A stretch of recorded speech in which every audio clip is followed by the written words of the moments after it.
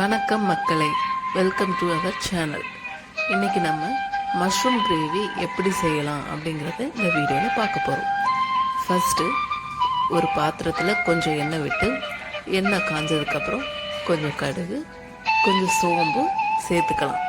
ரெண்டும் நல்லா பொரிஞ்சதுக்கு அப்புறமா கொஞ்சமாக கருவேப்பிலை, ஒரு மிளகா, அது உங்கள் காரத்துக்கு ஏற்ற மாதிரி நீங்கள் சேர்த்துக்கோங்க. அதுக்கப்புறம் இந்த ரெண்டு வதங்கினதுக்கப்புறம் கொஞ்சமாக சின்ன வெங்காயம் கட் பண்ணி வச்சுருக்கேன், அதை சேர்த்து இதில் போட்டு கொஞ்சம் நம்ம வதக்கிக்கலாம். வெங்காயம் பொன்னிறம் ஆனதுக்கு அப்புறமா கொஞ்சமாக இஞ்சி பூண்டு பேஸ்ட்டு அரைச்சி வச்சதை இது கூட சேர்த்துக்கோங்க. நல்லா பச்சை வாசனை போவது வரை இந்த ரெண்டையும் நம்ம வதக்கிக்கணும். தென் இதில் நம்ம கொஞ்சம் தக்காளி சேர்த்துக்கலாம். நான் ஒரு தக்காளி எடுத்திருக்கேன், அதை குட்டி குட்டியாக கட் பண்ணி இதில் நம்ம சேர்த்துக்கலாம். தக்காளி நல்லா வதங்கிறது வரை வெயிட் பண்ணணும். அதுக்கப்புறமா நான் இன்னைக்கு 200 கிராம் மஷ்ரூம் கழுவி கட் பண்ணி வச்சுருக்கேன், அதையும் நம்ம இந்த தக்காளிக்கு அடுத்தது சேர்த்துக்கலாம். தக்காளி கூட இது நல்லா மிக்ஸ் ஆகிற வரை கிளறி விடுங்க. அதுக்கப்புறமா இது கூட கொஞ்சம் உப்பு சேர்த்து கொஞ்சமாக தண்ணி சேர்த்துக்கோங்க. இன்றைக்கி நம்ம கொஞ்சம் கிரேவி கன்சிஸ்டன்சியில் வைக்கிறதுனால நான் கொஞ்சம் அதிகமாகவே தண்ணி சேர்த்துக்கிறேன். ஏன்னா அப்போ தான் நம்ம சாதத்தில் ஊற்றி சாப்பிட்ற மாதிரி நமக்கு கன்சிஸ்டன்சி கிடைக்கும். இப்போ நம்ம சப்போஸ் சப்பாத்திக்குன்னா அதை கொஞ்சம் கம்மியாக நம்ம வச்சுக்கலாம், கொஞ்சம் கெட்டியாக வைக்கிற மாதிரி இருக்கும். இப்போ இதெல்லாத்தையும் சேர்த்து கிளறி விட்டுட்டு ஒரு மூடி போட்டு இதை வேகிற அளவுக்கு மூடி வச்சுக்கலாம். அடுத்து நம்ம இந்த கிரேவிக்கு தேவையான மசாலாவை ரெடி பண்ணிக்கலாம்.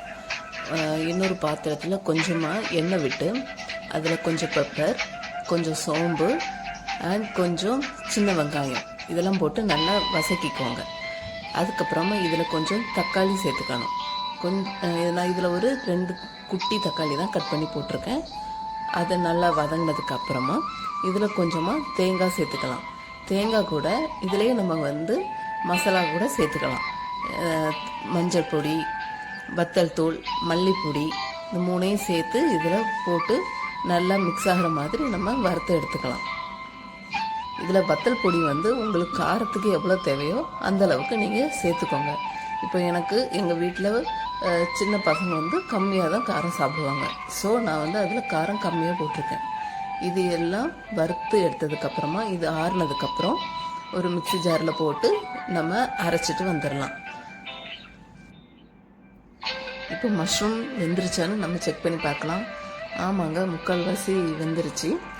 இப்போ நம்ம இதில் நம்ம தேங்காய் விழுது அரைச்சிட்டு வந்தோம்ல மசாலா, அதை இது கூட நம்ம சேர்த்துக்கலாம். இப்போ நம்ம சாதத்துக்கு கிரேவியாக செய்கிறதுனால நான் கூட கொஞ்சம் தண்ணி சேர்த்துக்கிறேன். தண்ணி சேர்த்து இதை மிக்ஸ் பண்ணதுக்கப்புறமா இதில் தேவையான அளவு உப்பு அண்டு கொஞ்சம் கலருக்காக காஷ்மீர் சில்லி மிளகாய்த்தூள் சேர்த்துருக்கேன். இது எல்லாத்தையும் சேர்த்து மிக்ஸ் பண்ணிவிட்டு நம்ம இதை நல்லா கொதிக்க விடலாம். மசாலா போட்டு கொஞ்சம் 5 மினிட்ஸ் இதை நல்லா மூடி போட்டு வேக வைங்க. வேக வச்சதுக்கப்புறம் நல்லா அந்த மசாலாவோட காளான் நல்லா மிக்ஸ் ஆகி நமக்கு மஷ்ரூம் கிரேவி ரெடி ஆயிரும். அதுக்கப்புறமா இதை கடைசியாக நமக்கு கொஞ்சமாக கொத்தமல்லி இலை இது கார்னிஷ்காக மேலே தூவி இறக்கிக்கலாம். இது நல்ல மணமாகவும் இருக்கும், நல்ல டேஸ்டாகவும் இருக்கும். இப்போ நமக்கு தேவையான மஷ்ரூம் கிரேவி ரெடி ஆயிடுச்சு. இதை நம்ம சாதத்துக்கு கூட தொட்டு சாப்பிடலாம்.